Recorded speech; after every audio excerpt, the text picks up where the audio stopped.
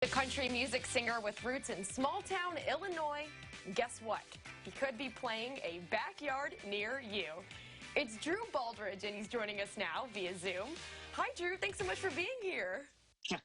Thanks so much for having me. This is awesome. I'm literally in my tour rig right now, sitting on the side of the interstate, coming to Illinois to play for y'all. I'm so excited.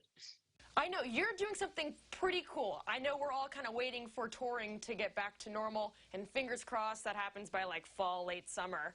But you've come up with a pretty creative solution here, and you are having people, rather than, having people come to the venue, you're coming to the people.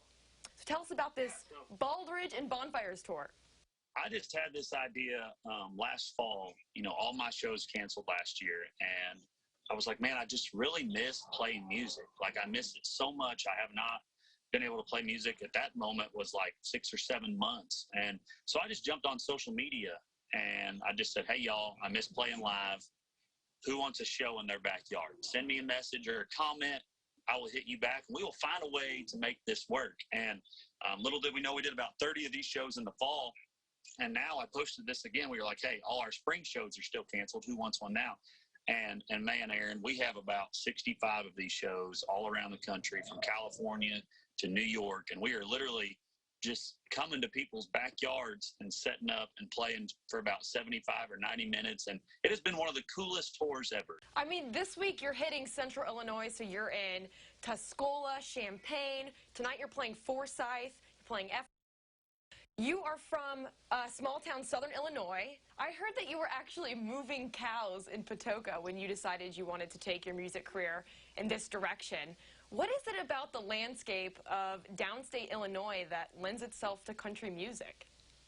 Well, I think the way that I grew up was so small town and so based around hard work and the way of life that I grew up is just country music. And a couple of years ago, I put an album out. I was on a record deal, and I was making music, but I wasn't super excited about it. And I got back to my roots. My grandpa passed away. I came back here and started working on the farm a little bit more.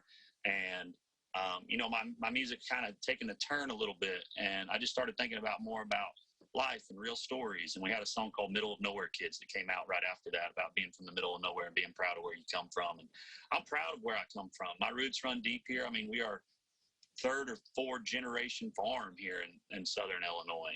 And I love and I'm proud of it, and so I want to tell other people about it, get the music out and make music that resonates with people on a deeper level than just surface. And I feel like that's what these songs that we're making are doing right now. And I also love that this style of touring is so country at its heart. It is sitting around a campfire with the guitar, telling stories, singing along. In and of itself, this is country music.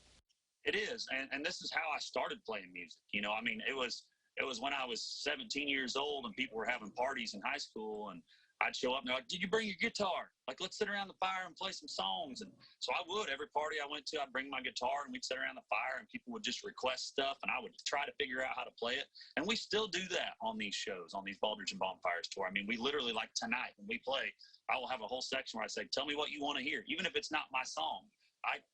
Luckily now I have Google, so I can Google things and look it up and try to play it on the spot. But it's so much fun. It's so different than any kind of touring I've ever done, and just creating a different kind of relationship with the fan that we're playing for. And it's been really fun. We just put out a brand new song last week called Beach Ain't One. And so being able to play this song out in front of people acoustically is so awesome, because we put songs out in the past year and we haven't been able to play them out. You just put them out and you can't tour on it. So now we put a single out, Beach Ain't One, and now we can actually play it in person for people. Awesome. Okay, Drew, I know these are private tours, so the idea is you host and then you bring your friends and family. But if people are interested in hiring you to do this in their backyard, how do they connect with you?